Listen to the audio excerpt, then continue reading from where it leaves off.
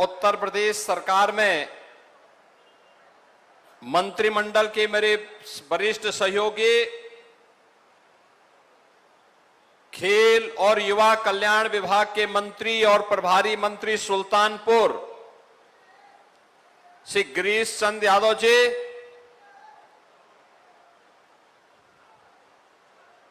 माननीय विधायक सुल्तानपुर श्री विनोद सिंह जी, माननीय विधायकगण श्री राज प्रसाद उपाध्याय जी, सीताराम वर्मा जी, राजेश गौतम जी, सुरेश पासी जी, विधान परिषद सदस्य श्री शैलेंद्र प्रताप सिंह जी,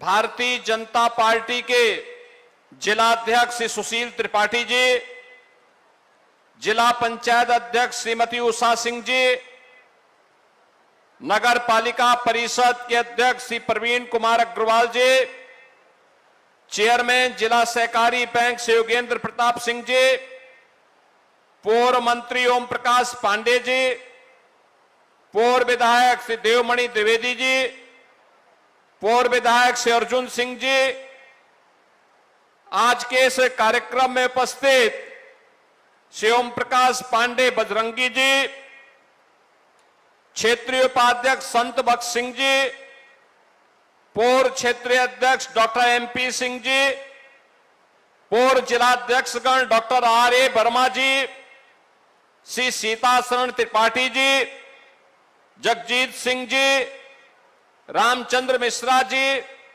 गिरीश नारायण सिंह जी, भारी संख्या में मौसम की प्रतिकूल परिस्थितियों के बावजूद आज के इस सुल्तानपुर और इसौली विधानसभा से जुड़े हुए विकास परियोजनाओं के साथ ही सुल्तानपुर को एक नई पहचान देने वाले इन परियोजनाओं के लोकार्पण और शिलान्यास कार्यक्रम में उपस्थित सुल्तानपुर के मेरे सभी बहनों और भाइयों, मैं सबसे पहले रामायण कालीन स्मृतियों से जुड़ी हुई इस पावन धरा को कोटि कोटि नमन करते हुए आप सभी का अभिनंदन करता हूं और 819 करोड़ रुपए की इन परियोजनाओं के लिए आप सभी को मैं बधाई देता हूं और आप सबके प्रति अपनी शुभकामनाएं भी व्यक्त करता हूं।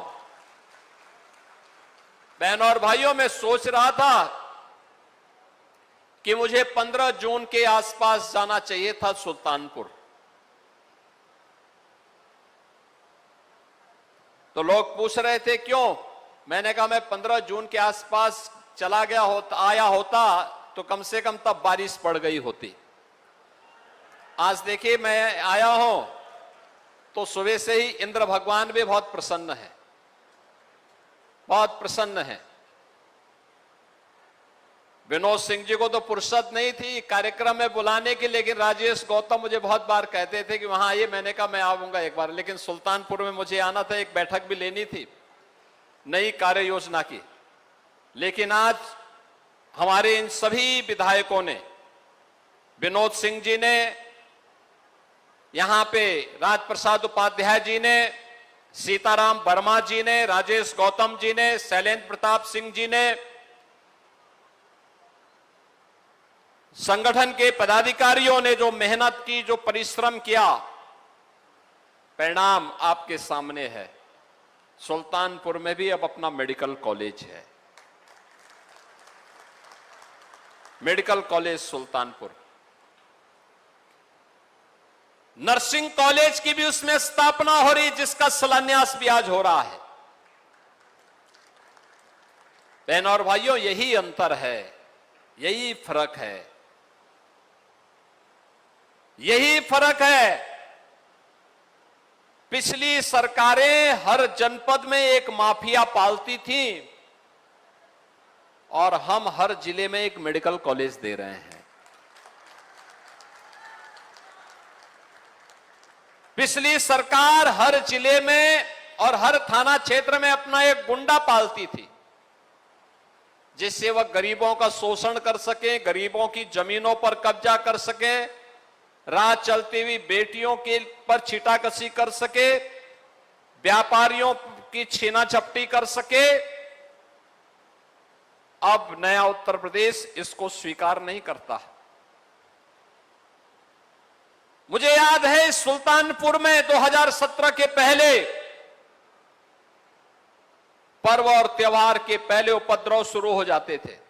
दुर्गा पूजा नहीं होने देते थे, रामनवमी के जुलूस नहीं निकलने देते थे, गुंडागिर्दी चरम पर थी, अराजकता चरम पर थी, अव्यवस्था चलती थी, गरीब को योजना का लाभ नहीं, अन्नदाता किसान बेहाल था, नौजवान प्लान कर रहा था, विकास के कार्य ठप पड़े हुए थे। अयोध्या से सुल्तानपुर होते हुए प्रयागराज के इस मार्ग का कोई पुरसा हाल नहीं था। वाराणसी की कनेक्टिविटी बदतर थी, लखनऊ जाना कठिन था। और आज तो पूर्वांचल एक्सप्रेसवे सुल्तानपुर होते हुए जा रहा है। आज अयोध्या 4 लेन के साथ जुड़ा हुआ है। 45 मिनट में अयोध्या एयरपोर्ट पर।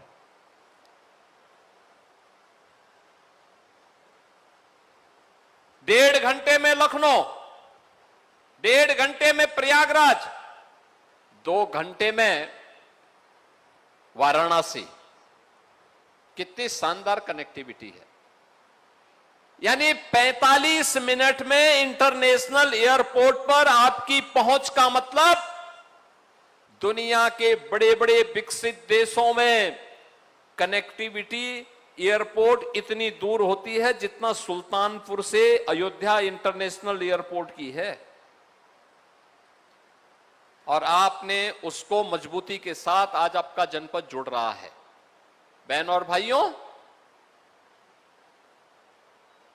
अच्छे लोग आप चुनते हैं तो अच्छे जनप्रतिनिधि चुन करके ही अच्छी सरकार बनाते हैं। अच्छी सरकार चुनती है तो सुरक्षा का माहौल खड़ा होता है। सुरक्षा का माहौल जब खड़ा होता है तो विकास भी होता है और आवागमन के लिए अच्छी सड़कें बनती हैं। ये अच्छी सड़कें केवल कनेक्टिविटी का आधार नहीं है, हमारी प्रगति का भी आधार बनता है। याद रखना, जितनी तेज गति होगी उतनी ही तेजी के साथ प्रगति होगी, और जितनी तेजी के साथ प्रगति होगी उतनी ही समृद्धि होगी। हर नागरिक के जीवन में परिवर्तन होगा, और नागरिक के जीवन में परिवर्तन होगा तो विकसित भारत की संकल्पना, जो प्रधानमंत्री मोदी जी की संकल्पना है, वह साकार होगा। वह हर भारतीय के लिए गौरवशाली क्षण होगा। और उसी क्षण के लिए आपको जोड़ने के लिए आज मैं सुल्तानपुर में आया हूं। बहनों और भाइयों, उत्तर प्रदेश जैसे राज्य को इस समाजवादी पार्टी ने, कांग्रेस ने एक बीमारू राज्य बना दिया था। नौजवान के सामने पहचान का संकट था, कोई विकास के कार्य नहीं हो रहे थे। लेकिन अब मैं कह सकता हूं, यूपी का नौजवान यूपी के बाहर कहीं भी जाएगा, अब कोई उस पर प्रश्न नहीं खड़ा करता है। प्रश्न अब नहीं खड़ा कर सकता, अब उसके सामने पहचान का संकट नहीं है।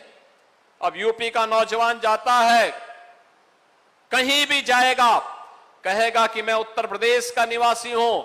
सामने वाला व्यक्ति अगर आपको देख करके पहले 10 कदम दूर भी जा रहा होगा, तो अगर आप बोलेंगे सुल्तानपुर से हूं, मैं उत्तर प्रदेश से हूं, तो वह भी 10 कदम आगे आकर के आपसे गले मिलने के लिए उतावला दिखाई देता है। ये नए है नया उत्तर प्रदेश।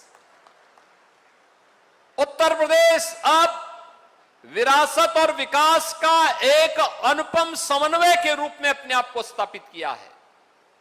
अब हमें बीमारू राज्य नहीं, भारत की अर्थव्यवस्था के ग्रोथ इंजन के रूप में यूपी ने अपनी एक नई पहचान बनाई है। यूपी अब देश के विकसित राज्यों में गिना जा रहा है।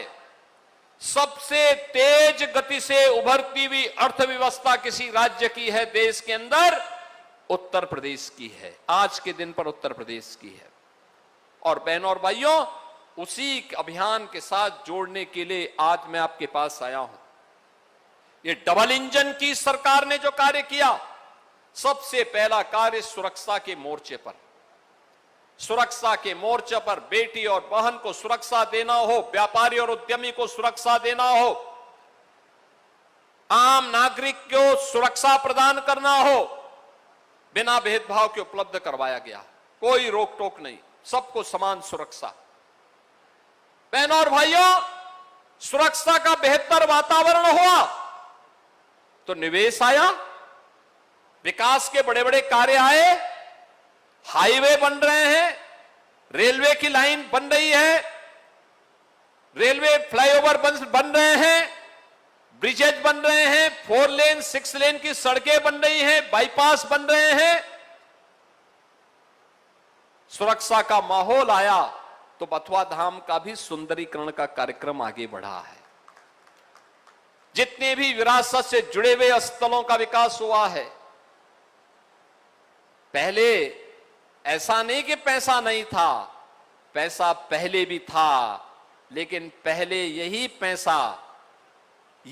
पैसा पहले कब्रिस्तान की बाउंड्री वॉल के निर्माण में खर्च होता था, अब वही पैसा मंदिरों के सुंदरीकरण के कार्य में खर्च हो रहा है। यही अंतर है। यही पैसा था जो आज गरीब के घर में रसोई गैस उपलब्ध करवा रहा है, गरीब को फ्री में राशन दिलाया जा रहा है। वही पैसा है जो से आयुष्मान की स्वास्थ्य सुविधा उपलब्ध करवा रहा है या गरीब के पक्के घर बना रहा है। ये पैसा वही है जो पैसा पहले चाचा भतीजे की जोड़ी डकैती डाल करके लूट लेती थी। याद करिए, उत्तर प्रदेश पुलिस में हमने जब गत वर्ष भर्ती की थी 60,244 नौजवानों की, सुल्तानपुर के भी सैकड़ों नौजवान भर्ती हुए थे। और नौजवानों के चेहरे की चमक को देखो ना, जब उनको नियुक्ति पत्र वितरण किया जा रहा था, मैंने पूछा उन लोगों से कैसा लग रहा है। उन्होंने कहा, साहब सपना साकार हो रहा है, विश्वास नहीं होता है कि हमें भी नौकरी मिल जाएगी, क्योंकि पिछली सरकारों ने इतनी गदर मचा रखी थी कि कोई भी ईमानदारी के साथ नियुक्ति नहीं हो पाती थी। लेकिन हमें भी लगता है कि बिना पैसे के अब यूपी में नौकरी पाई जा सकती है। उत्तर प्रदेश के अंदर ऐसे 9 लाख नौजवानों को पिछले 9 वर्ष में सरकारी नौकरी दी गई। उत्तर प्रदेश के परंपरागत उद्यम में 3.25 करोड़ नौजवान कार्य कर रहे हैं। निवेश आया है, इस निवेश के माध्यम से भी सैकड़ों लाखों नौजवानों को नौकरी और रोजगार प्राप्त हुआ है। बहनों और भाइयों, ये तब होता है जब सरकार परिवारवाद से, वंशवाद से, जातिवाद से ऊपर उभर करके गांव के लिए सोचती है, गरीब के लिए सोचती है, वंचित के लिए सोचती है, दलित के लिए सोचती है, विकास परक सोच को आगे बढ़ाने के लिए प्रतिबद्ध होती हुई दिखाई देती है। पिछली सरकारों में यह विजन नहीं था, इसलिए मेडिकल कॉलेज नहीं बन रहा था। मेडिकल कॉलेज की जगह 1 डिस्ट्रिक्ट 1 प्रोडक्ट की जगह, 1 डिस्ट्रिक्ट 1 कुजीन की जगह 1 डिस्ट्रिक्ट 1 माफिया थे, 1 डिस्ट्रिक्ट 1 गुंडा था, 1 थाना 1 गुंडा था, बड़े बड़े गुंडे थे। और लोगों के मन में तो एक हर नागरिक कह उठता था, एक कहावत ही चल पड़ी थी, यानी एक कहावत ही आम हो गई थी कि देख सपाई बिटिया घबराई। बहनों और भाइयों, ये वैसे ही नहीं, ये उत्तर प्रदेश की आम जनमानस की आवाज थी। जहां देखो कोई सार्वजनिक जमीन, कोई समाजवादी पार्टी का गुंडा वहां जाके सपा का झंडा लगा करके जबरन कब्जा कर लेता था। आप आश्चर्य करेंगे, हमारी जब सरकार आई थी, मैंने कहा जिन भी माफियाओं ने सरकारी जमीन पर या गरीब की जमीन पर कब्जा किया है, वे कृपया 24 घंटे के अंदर खाली कर लें। नहीं करेंगे तो हमें खाली करवाना आता है। 64,000 एकड़ लैंड हम लोगों की खाली हुई थी, 64,000 एकड़ की लैंड।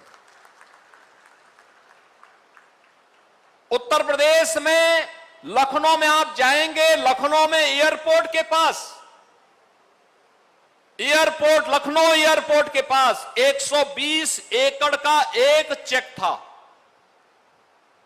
उस चेक पर एक समाजवादी पार्टी से जुड़ा हुआ एक भूमाफिया ने कब्जा कर लिया था और उसने कागजों में भी समाजवादी पार्टी की सरकार की धौंस दिखा करके एंट्री करवा ली थी। सरकार आई, हम लोगों ने जांच प्रारंभ किया, वहां से रेवेन्यू बोर्ड से उसका खारिज हुआ, वो हाई कोर्ट गया, उसके खिलाफ एफआईआर हम लोगों ने लॉन्च करवाया।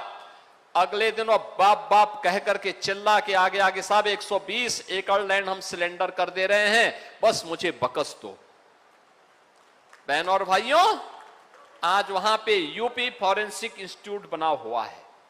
उत्तर प्रदेश का नौजवान आज वहां पर आर्टिफिशियल इंटेलिजेंस में, ड्रोन टेक्नोलॉजी में, फॉरेंसिक साइंस में, रोबोटिक में, 3D प्रिंटिंग में, वहां पे सर्टिफिकेट, डिप्लोमा और डिग्री के पाठ्यक्रम से अपने आप को स्किलफुल बना रहा है। वहां पे वह सर्टिफिकेट भी ले सकता है, डिप्लोमा ले सकता है, डिग्री ले सकता है। आज ये व्यवस्था यूपी के अंदर इस रूप में हो रही है।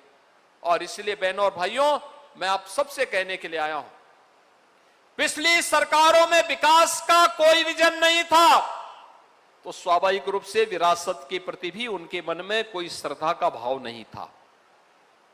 मुझे तो आश्चर्य होता है, आपने गत दिनों अयोध्या के अंदर देखा होगा, अयोध्या में श्री राम जन्मभूमि में घटना घटित हुई। ट्रस्ट ने बड़ी विनम्रता के साथ उत्तर प्रदेश सरकार को लिखा कि ट्रस्ट में ऐसी घटना घटित हुई है, समाचार पत्रों में मीडिया के माध्यम से कुछ चीजें, कतिपय चीजें सामने आ रही हैं। अगर हम सफाई देंगे तो हो सकता है लोगों को विश्वास न हो, और हम चाहते हैं कि उत्तर प्रदेश सरकार एक हाई लेवल की एसआईटी गठित करे और उस एसआईटी के माध्यम से सच्चाई समाज के सामने आनी चाहिए। क्योंकि जो भी काम अयोध्या में हुआ है, मंदिर से संबंधित काम हुआ है, बाहर का इंफ्रास्ट्रक्चर उत्तर प्रदेश सरकार ने बनाया है, लेकिन मंदिर परिसर का काम वह जनता जनार्दन के पैसे से बना है। और इसकी जांच अगर एक स्वतंत्र एसआईटी से आप करवा देते तो अच्छा होता। हमने तत्काल एक एसआईटी गठित की। बहनों और भाइयों, एसआईटी जब तक गठित नहीं हो रही थी तब तक समाजवादी पार्टी, कांग्रेस और अन्य सेकुलर दल कहते थे कि एसआईटी गठित होनी चाहिए। हमने गठित कर दी, फिर उन्होंने दूसरी डिमांड करनी शुरू कर दी। और उसके बाद पिछले 1 महीने से हम सबके पावन धाम अयोध्या को बदनाम करने के लिए समाजवादी पार्टी और कांग्रेस ने कैसे मुहिम चला रखी है, कैसे मुहिम चला रखी है। एसआईटी की प्रारंभिक रिपोर्ट आई, ट्रस्ट ने उस पर कार्रवाई करवाई, लेकिन कैसे एक एक को टारगेट किया जा रहा है, कैसे अयोध्या को टारगेट किया जा रहा है, कैसे राम जन्मभूमि को बदनाम किया जा रहा है, कैसे आस्था पर प्रहार करने का कार्य एक कांग्रेस, समाजवादी पार्टी और एक कथित सेकुलर दलों के द्वारा देश के अंदर एक नेगेटिव वातावरण बनाने का कुत्सित प्रयास हो रहा है। समाजवादी पार्टी के लोग कहते हैं कि अयोध्या में जो घटना घटित हुई, आस्था आहत हुई। अरे आस्था तो उसकी आहत हुई होगी जिसके मन में आस्था सचमुच थी। तुम कब से राम भक्त हो गए?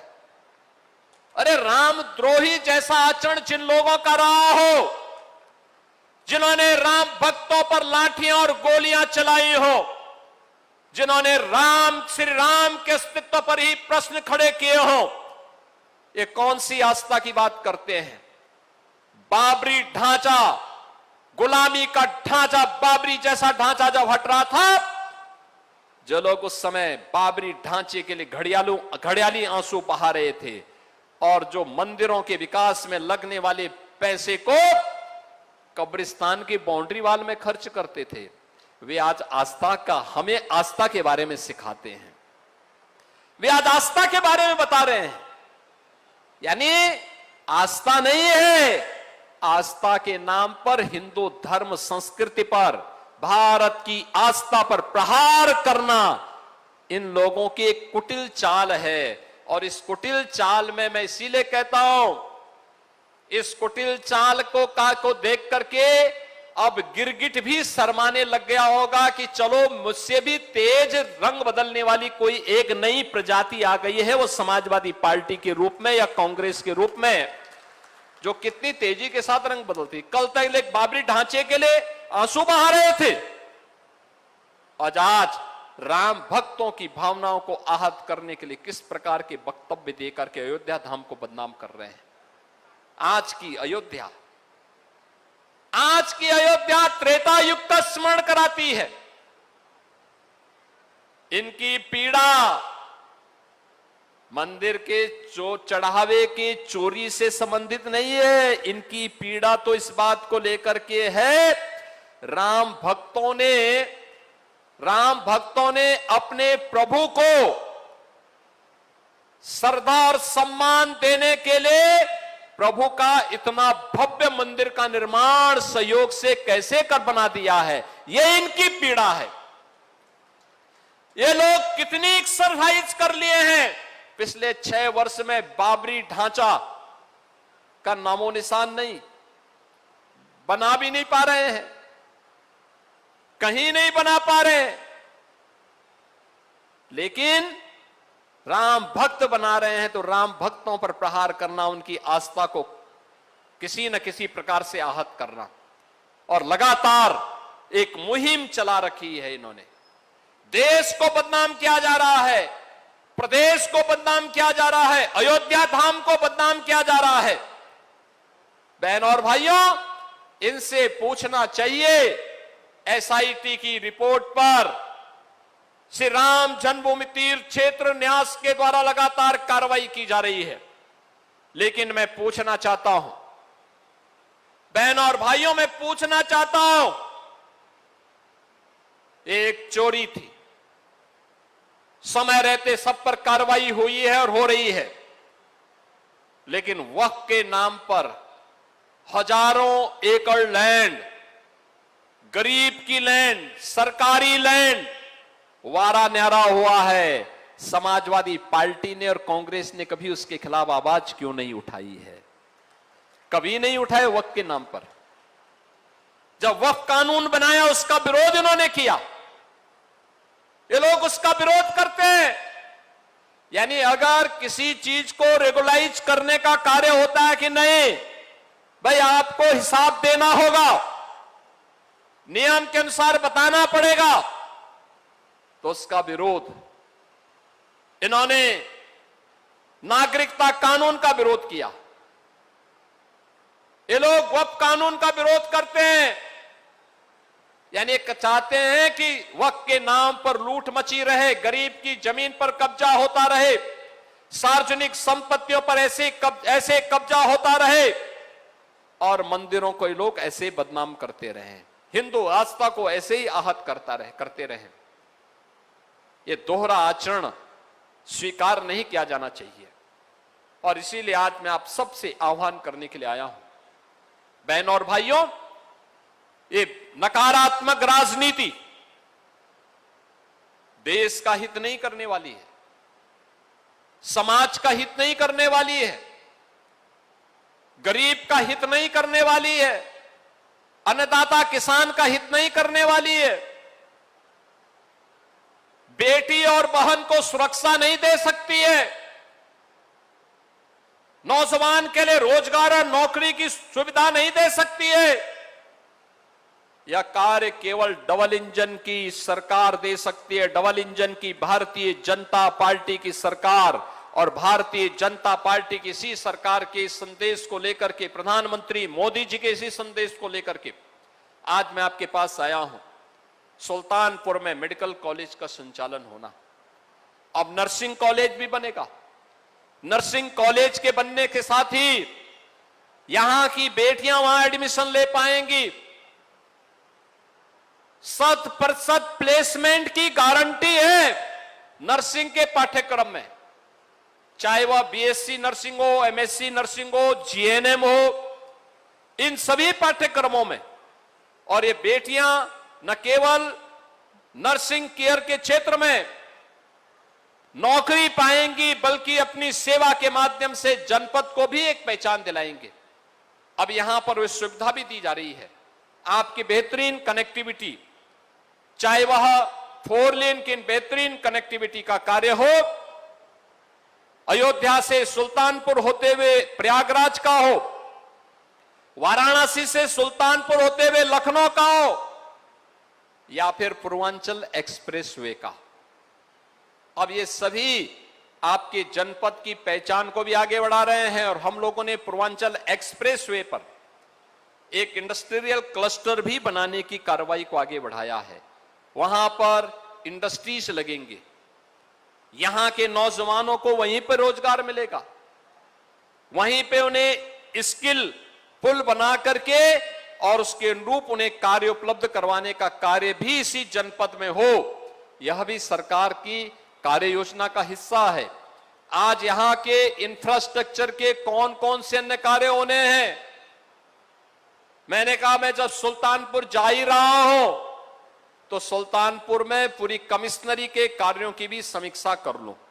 और बहनों और भाइयों, मुझे बताते हुए प्रसन्नता है कि यहां के सभी हमारे चारों जनप्रतिनिधियों ने, विधान परिषद के माननीय सदस्य ने अपने प्रस्ताव बेहतरीन तरीके से प्रस्तुत भी किए और उसकी पूरी कार्य योजना बनाकर के प्रस्तुत की है।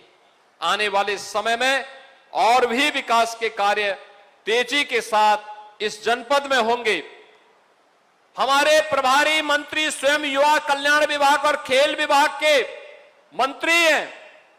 ग्रामीण स्टेडियम के निर्माण का कार्य हो या स्टेडियम के निर्माण का कार्य, उनके स्तर पर स्पोर्ट्स के क्षेत्र में की जाने वाले कार्य तेजी के साथ यूपी के नौजवानों के लिए एक पहचान का एक प्लेटफॉर्म बन गया है। अब तो हम यूपी में खेल प्रतिभाओं को सम्मान दे रहे हैं, सरकारी नौकरी दे रहे हैं, उन्हें हर स्तर पर आगे बढ़ाने का कार्य कर रहे हैं। ललित उपाध्याय ओलंपिक में मेडल जीते, राजकुमार पाल ओलंपिक में यूपी के लिए मेडल जीते, मैंने उनको डायरेक्ट डिप्टी एसपी बना दिया, डायरेक्ट डिप्टी एसपी बने दोनों नौजवान। अगर नौजवान ओलंपिक में, एशियाड में या कॉमनवेल्थ गेम्स में मेडल जीतते हैं देश के लिए, यूपी गवर्नमेंट नौकरी देती है।